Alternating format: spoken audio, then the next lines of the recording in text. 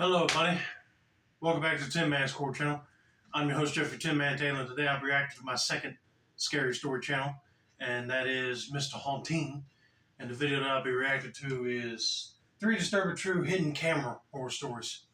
So without further ado, I'm going to turn these lights off, move the camera up here for you guys, and let's get this reaction on the road and in the bag, shall we? Okay, here we go.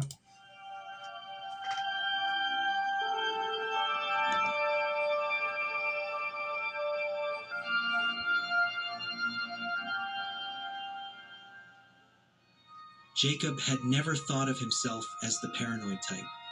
He was a quiet man in his late 20s who lived alone in a modest one-bedroom apartment on the edge of town. The building was old, with thin walls that carried every sound. Neighbors arguing, pipes rattling, and the occasional footsteps in the hallway at odd hours. But for Jacob, it was home.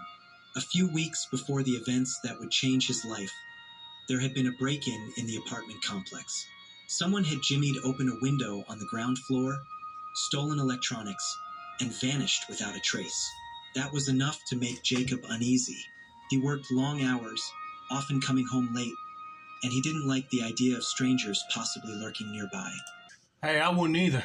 I would make sure I have strong locks on the doors and windows, but if somebody does break in, you might want to have security cameras set up so you can catch those people in the act. But let's just find out what happens next, shall we? To ease his mind, he bought a small hidden camera disguised as a smoke detector. He mounted it high in the hallway ceiling, angled perfectly toward his front door. The idea was simple.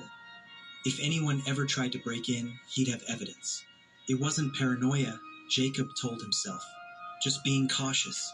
On a Friday night in December, he came home from work, heated up leftovers, and flipped on the TV. I mean, I'm glad he did that.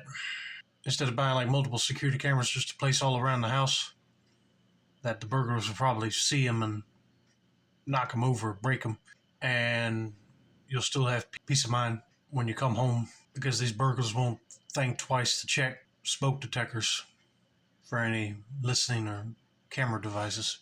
The day had drained him, and before long, he had dozed off on the couch. The glow of the television flickered across the walls, the sound barely audible as he drifted into sleep. The last thing he remembered was glancing at the clock, 11:47 p.m. When he woke up, it was nearly morning. His neck was stiff, his mouth dry. The TV was still on, playing some infomercial. As he got up, he noticed the apartment felt unusually cold. He checked the windows locked. The door latched. Shrugging it off, he made coffee and sat down at his computer. That's when he remembered the camera. With nothing better to do, Jacob opened the app connected to the hidden device. He scrolled back through the night's footage casually at first, expecting nothing more than silence. But then, at 2:13 a.m., his heart nearly stopped. The footage showed the front door creaking open. Slowly, silently, a man stepped inside. Tall, lean, dressed in dark clothing with the hood of a sweatshirt pulled tightly over his head. He moved with eerie caution, as if he knew exactly where Jacob was sleeping. Jacob's chest tightened. He fast-forwarded a few seconds, his eyes wide. The man didn't just slip inside, he stopped, stood perfectly still in the hallway. And then, without hesitation, he turned his head and looked directly at the camera. Jacob's stomach dropped. The intruder had seen him. For several seconds, the figure stared into the lens, his face shadowed, but his posture deliberate, like a challenge. Then he turned and walked out of frame, moving deeper into the apartment. Jacob frantically scrubbed through the footage, his hands trembling on the mouse. The intruder never came back into view. Minutes stretched on. 10, 20, 30. The man had vanished into the apartment. Oh, that would be a creepy thing to see on your camera. But I would like to know what made this man look up and look at that camera.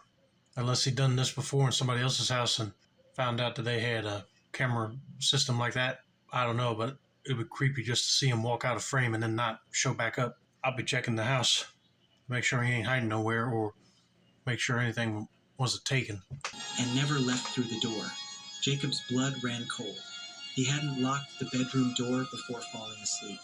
He remembered how close it was, just down the hall. He replayed the video again and again, hoping he had missed the moment the man left. But no matter how carefully he watched, the result was the same. The stranger entered. He looked into the camera. He disappeared. His eyes darted to the hallway, to his bedroom door, now standing innocently ajar.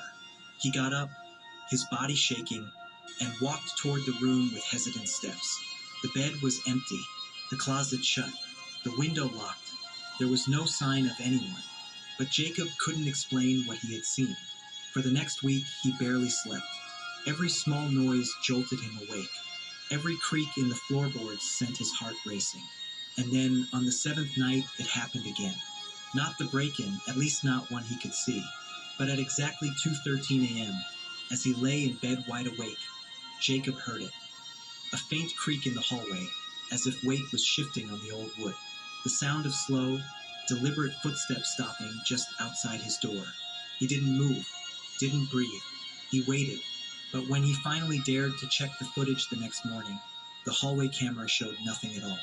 And yet Jacob swears that, even now, he still hears it sometimes. The sound of someone standing there in the darkness, just waiting for him to fall asleep again.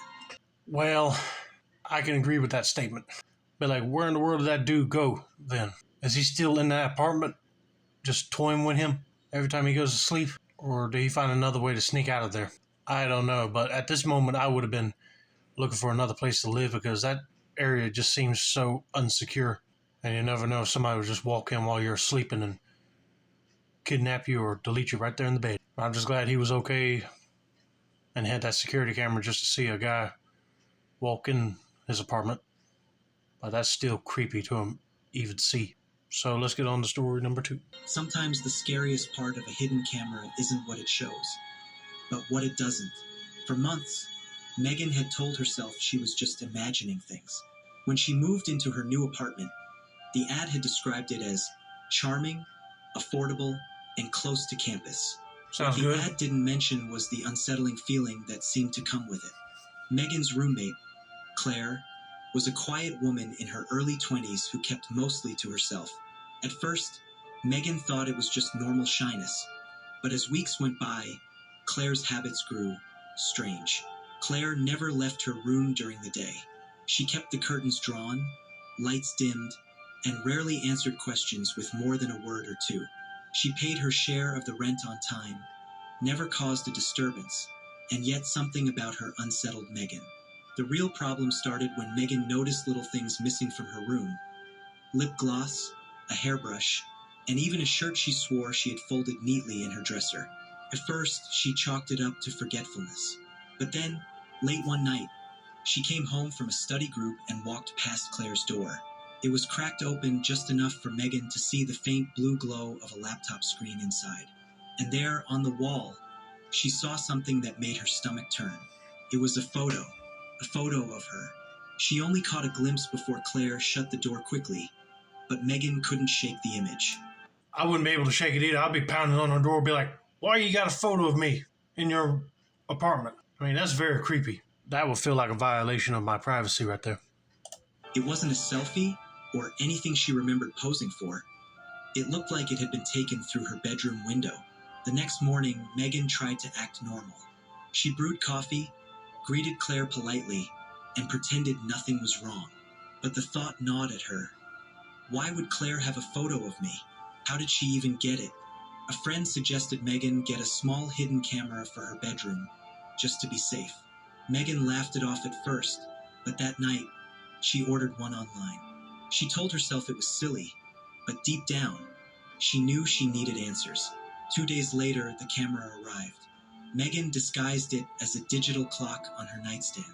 That night, she made sure to lock her window and her bedroom door. Then she went to bed. The next morning, she checked the footage. At first, it was nothing, just her sleeping, the rise and fall of her breathing. But then, around 2:30 a.m., the footage changed. The bedroom door creaked open. Megan froze as she watched herself sleeping on screen, completely unaware of the figure stepping quietly inside. It was Claire. She moved silently across the room, her pale face visible in the dim light. She stood over Megan for several minutes, just watching.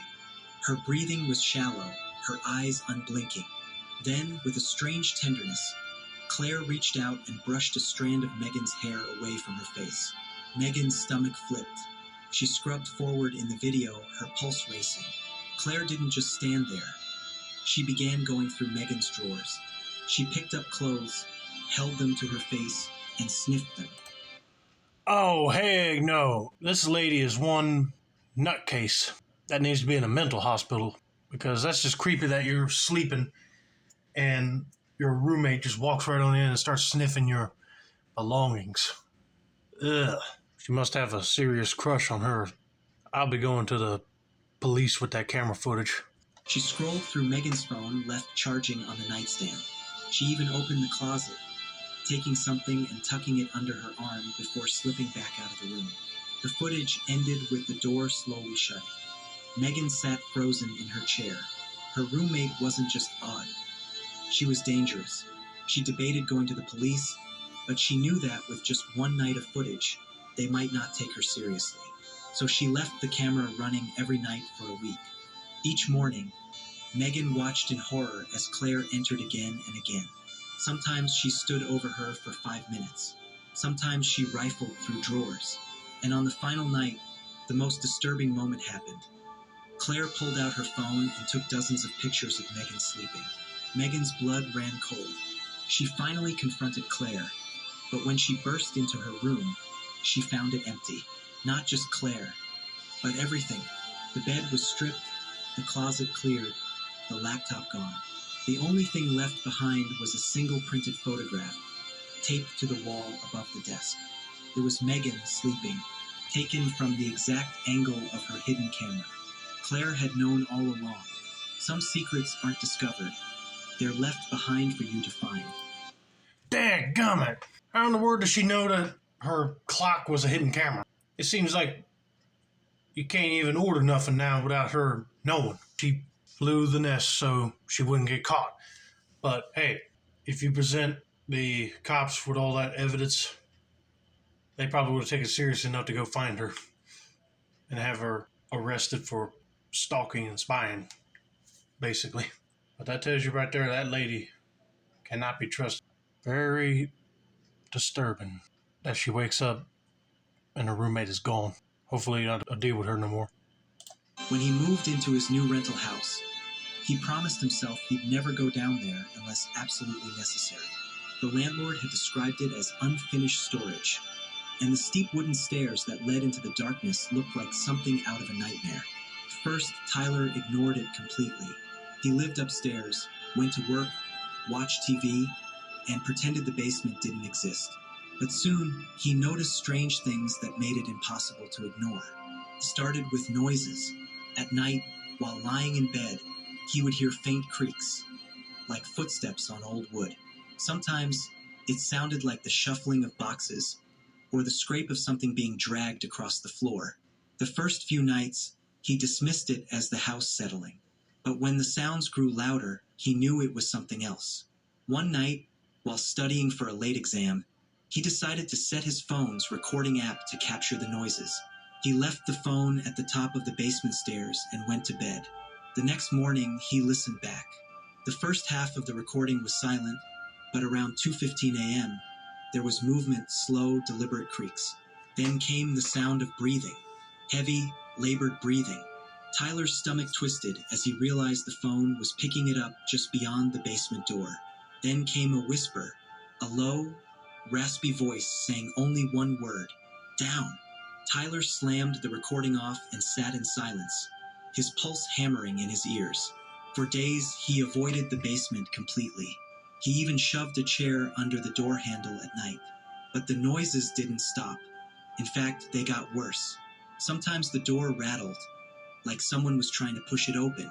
Other times, he woke to the sound of something scratching against the wood from the other side. That would be creepy. Makes you wonder if you got like a crazy person living in the basement and you don't even know about it. But also, I'll be confronting the landlord and see if he knows anything about what's going on in the basement. Finally, Tyler couldn't take it anymore. He borrowed a friend's small hidden camera and positioned it in the kitchen, facing the basement door. That night, he left it recording. The footage he found the next morning nearly made him leave the house for good. At exactly 2:17 a.m., the basement door slowly creaked open. From the darkness below, a figure emerged. It was tall, unnaturally thin, with long arms that reached almost to its knees. Its face was obscured by shadows, but its movements were jerky, unnatural, like it wasn't used to walking. It stood in the kitchen for several minutes, swaying slightly, its head tilting from side to side as if listening. Then, slowly, it turned toward the camera. Tyler's breath caught as the figure leaned closer, its face still hidden in shadow. For several seconds, it just stared directly into the lens. Then, without a sound, it backed away, retreating into the basement and shutting the door behind it. Tyler couldn't believe what he had seen. He replayed the footage again and again, hoping it was some kind of glitch or trick of the light. But each time, the figure was there. The next night, he resolved to catch it himself. Armed with nothing but a flashlight and his phone, he waited in the kitchen until after midnight. When the noises started, the faint creaks and shuffling, he forced himself to open the basement door. The air hit him immediately, damp, cold, and heavy. Slowly, he descended the stairs, each step groaning under his weight. His flashlight beam swept across old shelves, boxes, and rusted pipes. I mean, if I saw something like that staring into the camera, I wouldn't even go down there in the basement. I would have been like, nope, I'm finding somewhere else to rent. I'd be wondering if it's demonic or not. Then, at the far end of the basement, he saw it. The figure stood there, half hidden in the shadows. Its head was bent at an unnatural angle, its arms dangling lifelessly at its sides. Tyler froze, barely able to breathe. Suddenly, the figure jerked forward. Fast. Tyler stumbled back, dropping his phone. His flashlight flickered, plunging the basement into near darkness. He scrambled up the stairs, slamming the door shut and shoving the chair back under the handle. He didn't sleep the rest of the night. The next morning, he gathered his things and left the house for good. When he returned weeks later with the landlord, the basement was empty, completely bare. The shelves, boxes, and even the old pipes had been removed, leaving nothing but concrete walls. When Tyler asked the landlord about it, the man looked confused. "There was never anything down there," he said. "It's been empty for years." Tyler showed him the footage from the hidden camera, desperate for answers. But when he pressed play, the recording was gone. The file was corrupted, replaced by static. And then, just faintly, beneath the static, came the sound of breathing.